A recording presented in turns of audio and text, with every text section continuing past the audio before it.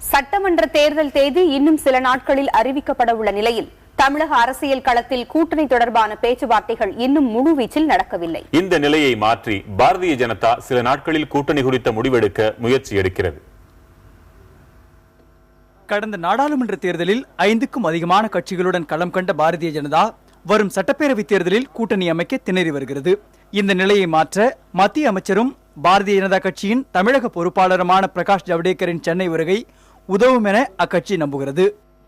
பாரதிய ஜனதா கட்சியுடைய தமிழக பொறுப்பாளர் பிரகாஷ் ஜவடேகர் சென்னை வந்த பிறகு நாடாளுமன்ற தேர்தலில் தேசிய ஜனநாயக கூட்டணியில் அங்கம் வகித்த தேமுதிக, இந்திய ஜனநாயக கட்சி, புதிய நீதி கட்சி ஆகிய தலைவர்களோடு கூட்டணி பேச்சுவார்த்தை நடத்தக்கூடும் என எதிர்பார்க்கப்படுகிறது.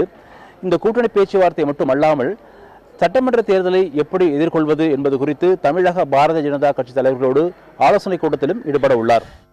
தற்போதைய நிலவரப்படி பாரதிய ஜனதா அதிமுகவுடன் கூட்டணி குறித்து பேசி வருவதாக மூத்த தலைவர் இல கணேசன் தெரிவித்துள்ளார். அதேபோல் இன்னொரு பக்கம் ஏற்கனவே தனது கூட்டணியில் இருந்த தேமுதிகவுடன் பாரதிய ஜனதா கூட்டணி குறித்து பேசி வருகிறது.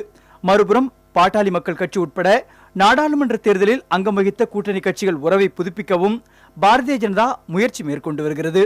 கடந்த முறை நாடாளுமன்ற தேர்தல் நாங்கள் போட்டியிட்ட பொழுது எந்தெந்த கட்சிகளாம் எங்களோடு கூட்டியிருந்தார்களோ அவர்களுக்குத்தான் முன்னுரிமை வைத்து அவரோடு பேசிக் கொண்டிருக்கிறோம். இன்னும் சில கட்சிகள் முன்வருமானால் அவரோடும் நாங்கள் பேசுவோம். அதனால் எந்த கட்சியோடும் பேசக்கூடாது என்ற எந்த வரைமுறையும் நாங்கள் வைத்துக் கொள்ளவில்லை. அதனால் எங்கள் கதவுகள் எந்த கட்சிக்கும் மூடப்படவில்லை. எல்லா கட்சிகளுடைய திமுக, காங்கிரஸ், மக்கள் நல கூட்டணி தவிர எல்லா கட்சிகளோட பேச்சுவார்த்தை தொடங்கி இருக்குன்னு சொல்றீங்க. அதிமுகவோட பேச்சுவார்த்தை எப்படி இருக்கு சார்? இருக்கலாம், நான் மறுப்பதற்கில்லை.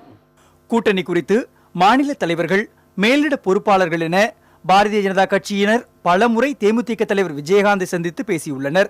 திமுகவும் தேமுதிகவுடன் கூட்டணி பேச்சுவார்த்தையில் ஈடுபட்டு வந்த நிலையில் தேமுதிகவுடனான கூட்டணி பேச்சுவார்த்தையை திமுக தற்காலிகமாக நிறுத்தி வைத்துள்ளதாக கூறப்படுகிறது.